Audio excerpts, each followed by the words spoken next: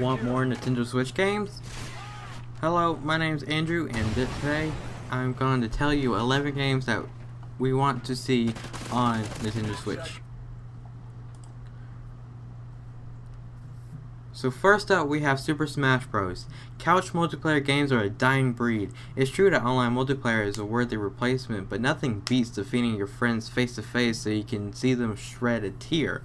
Super Smash Bros. Is one easily best couch multiplayers of all time, and since it's been on every Nintendo home console since the Nintendo 64, it's extremely likely we'll be seeing one arrive on a Switch. Whether it's a whole new sequel or just a port of the Wii U version bundled with a DLC, though, remains to be unseen. Frankly, we don't mind which we get as long as we can pick from a roster of Nintendo characters to take part in explosive fights. Next up, we have Animal Crossing. Now, I haven't played this one personally, but I have heard that this is a good game and people enjoy it. Animal Crossing is another title that consistently makes its way to Nintendo systems. Having to pay bills to rent a house in a quaint village sounds overwhelmingly dull for a video game, especially when compared to the over-top action in the likes of Mario and Zelda. Animal Crossing, though, has this irresistible charm. Getting to know your quirky neighbors and building your collection of fish and insects is surprisingly fun and therapeutic. You can always just buy a cottage in the countryside and do all that in reality, but who wants to wake up to the smell of cow poo every morning?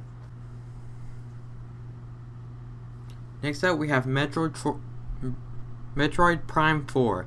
This title was possibly one of the most anticipated Nintendo game that is yet to be confirmed for the Switch. Metroid didn't make an appearance on the Wii U, which was a big surprise considering the popularity of the sci-fi series. Not only did the Metroid Prime games have fantastic shooting mechanics, but they also served up intricate puzzles that needed to be solved in order to progress through its labyrinth-like map. It's one of the more mature Nintendo classics with less Koopa squashing and more alien blasting, which might help the Switch appeal to a wider age range. Right after that, we have Dark Souls Trilogy. Speaking of which, there's no better game series than Dark Souls to help Nintendo finally dispel the precipitation that their consoles are for children.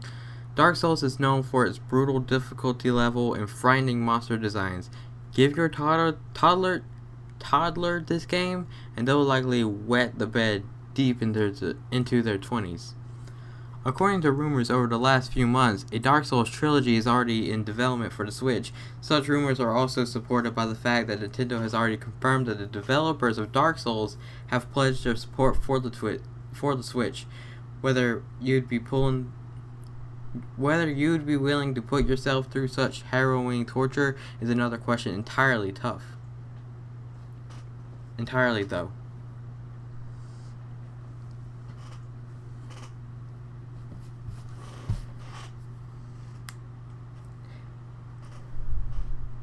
Next, we have Pokemon Red/Blue remasters. Since 1996, we all have been dreaming of owning a pet that can breathe fire or generate electricity. That's thanks to Pokemon Red and Blue, which are two of the highest grossing titles in Nintendo's history, ever beating the likes of Super Mario Bros. Nothing would accelerate the nostalgia more than a remake of the games which introduced the quirky critters to our world. Game Freak has already made remakes in the form of Fire Red and Leaf Green, but that was 13 years ago. Since then, 3D graphics, Mega Evolutions, and online multiplayer have been introduced to the series, which could give a significant boost to the original Pokemon games in a remastered edition, not to mention the play anywhere abilities of the Switch. This game involves a fox that goes through space. Can you guess what it is? You're right, Star Fox Adventures 2. The last Star Fox game had the rocket power of a moped, with the Wii U controls making flying a spaceship truly boring.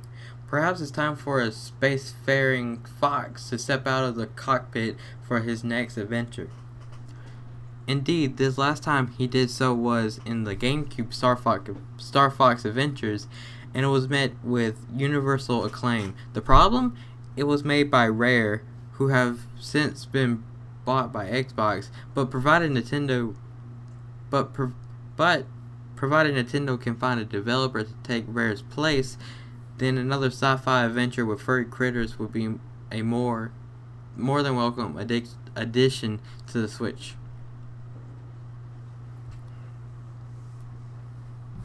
Here we have Pikmin 4.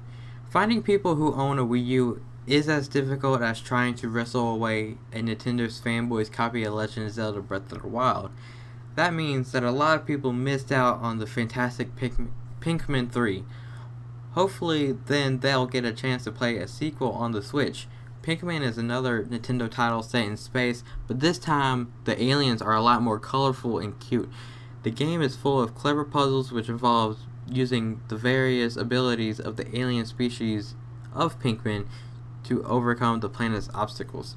You'll have more fun exploring a single planet in Pikmin than a million in No Man's Sky, although that doesn't say much. Next on the list we have Rocket League. Psyonix sounded hopeful when he asked whether their Crazy Monster Truck sports game will be heading to the Switch, and that got us excited. Sure, you've probably already spent hours upon hours scoring screamers off your bumpers, but unless you use a laptop for gaming, you're unlikely to have a portable version. While split screen multiplayer is offered in other formats, you will have a screen all to yourself with the Switch, so your friends will be able to sneak up on the goal line for a cheeky tap-in. Here we have Super Mario Maker. You've probably fed up with Wii U ports on the Switch already. What's the point in buying a new Ninty machine when you can just play the same games on a cheaper console? Super Mario Maker is an exception though, with its sandbox nature allowing you to create your very own Super Mario Bros. Courses. This game has endless potential. Creating Goomba-infested death traps will never get old, nor will playing through community-created content that makes Takashi's Castle look boring. And since your creative juices can start flowing at unpredictable times, the Switch's portability will come in handy when you think of a masterpiece during a commute. Next we have Luigi's Mansion 3. Luigi is a tragic character. He has similar strengths to his older brother Mario, yet is more of a laughingstock than a hero. This makes matters worse while Mario gets to explore outer space and rescue a princess from a fire-breathing monster. Luigi gets lumbered with a haunted house. Not exactly the best place to put a man who suffers from anxiety. While we do feel sorry for the green-suited Italian, we can also can't wait to see him back in the mix of poltergeists and ghouls, as there's something very satisfying about sucking up ghosts with a vacuum cleaner. Perhaps it's a nostalgic novelty of finally becoming a Ghostbuster. And lastly, we have Kingdom Hearts 3. The Wii U's failure was blamed mostly on its inability to attract third-party games. If the Switch is going to succeed, it must avoid this costly mistake. The Assassin's Creed and Call of Duty games are an obvious start, but the one upcoming title that we most like to see on the Switch is Kingdom Hearts 3. The Final Fantasy and Disney mashup series would fit perfectly on a Nintendo console with the beautiful animations and quirky characters. Developer Square Enix has already been confirmed as a partner to the Switch, while Kingdom Hearts 3 is yet to have a release date. So Nintendo is in a good position to convince the developers to make a port. Here's hoping.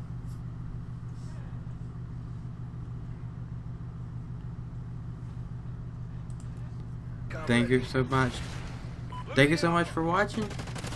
Make sure to comment down below which other games you want to see on the Switch, and if you want to see more content like this, click up on the top left or top right, and if you want